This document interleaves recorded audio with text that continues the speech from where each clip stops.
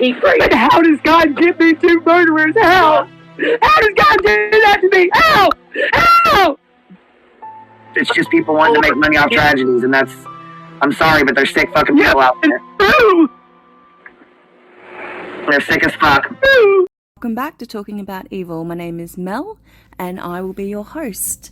As you would have seen the introduction that we've just played for you, Billie Jo, Quinton's grandmother, has recently come out on a live, screaming and asking why God has given her two murderers.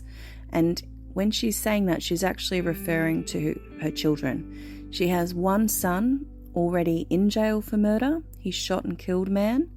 And we're pretty certain the other one she's referring to is her daughter Leilani, who is the number one suspect in her 20-month-old son's disappearance, who Ellie believe is deceased, and that Leilani dumped in a dumpster, and little baby is now in landfill, where, of course, police are still continuing their search for his remains. For the grandmother to come out and make such a statement on a live, we found it really quite interesting, and we'll explain why. Possibly a week ago, we were reading a document where the grandmother had come out and suggested, or that she believed, that an accident could have happened. So Quinton potentially drowned in the pool or in the bathtub, but it was an accidental death. Of course, negligence can be attached to that, but it was an accident. Now, that's a very different way of a child passing versus when you start calling somebody a murderer, an accidental death versus a murder. A murder insinuates that it was intentional.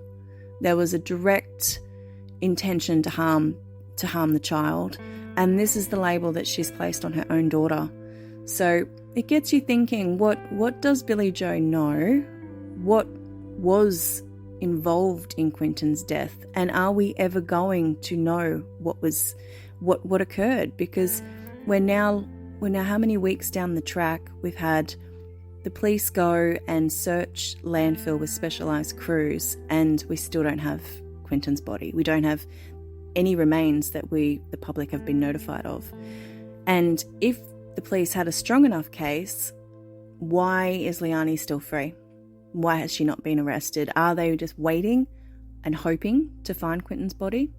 And even if they do find Quinton, how are they going to prove that the injuries on the body were actually due to Leilani or abuse or something that has happened within that home? Of course, if it was due to perhaps the child being given something, toxicology reports could still potentially come up with something. But at this state of the game, I don't see how the body, in the state that it probably will be in, is going to give too many answers, and it's going to make it very difficult for the coroner. But for the grandmother to be calling her a murderer, it certainly makes this case seem like it's a homicide, at least in the grandmother's point of view.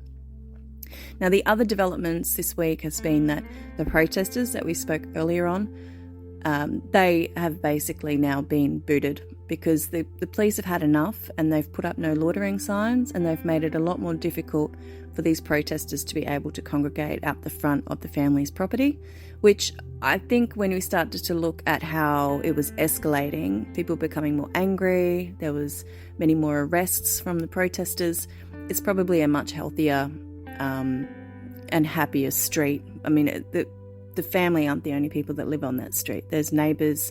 And of course, the last thing you want is to see somebody else get hurt, all in the name of Quinton. So that's one thing. The other thing we did see, which caused quite a bit of controversy, is the family actually have been again on a channel that is in strong support for the family. And we've seen Billie Jo, the grandmother's PayPal, being streamed across this channel's page. So money is being asked for to help the family get by. They've sold camper vans. It is questionable though, isn't it, that people are sending Amazon gifts and rings and food to a family that, their loved one is suspected of murdering this child. So it's a little bit uncomfortable. But that's just the way it is. But this YouTuber the family has actually placed a large banner out the front of their house to thank this YouTuber for their support. It didn't really sit very well with us because we're yet to see a banner out the front with Quinton's face on it, and we're yet to see this family hand out flyers. We're yet to see this family daily come out pleading for the return of their child.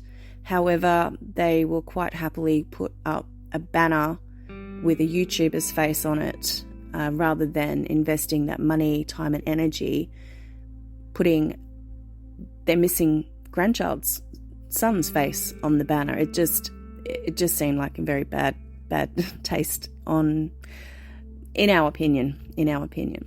So that's what's been happening. Leilani, by all accounts, is still not at the property. Danny is still not speaking, and neither are the police. We haven't had any updates, so hopefully we will get something soon.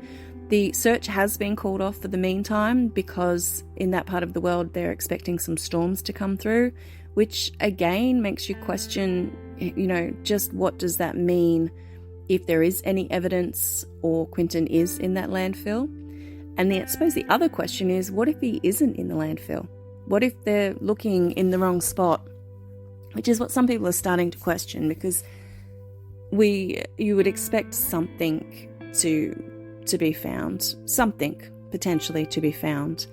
So we're going to leave it there. We're going to keep going with this case and keeping a very close eye on developments. And like I said, we are hoping soon that we will hear something from the police so that it's a little bit more fact-based than just speculation. But that's where we are. And we wanted to share the grandmother's live because I think it's a pretty good insight into just where Billie Jo's thinking is at this point. She's not thinking accident. She's thinking homicide. She's thinking that her daughter murdered her grandchild, which is has to be a very, very difficult place to be in life and to try and process. Now, all we can say is that we do wish the searchers all the best. We do wish the detectives all the best as they proceed in this investigation, and justice for Quinton.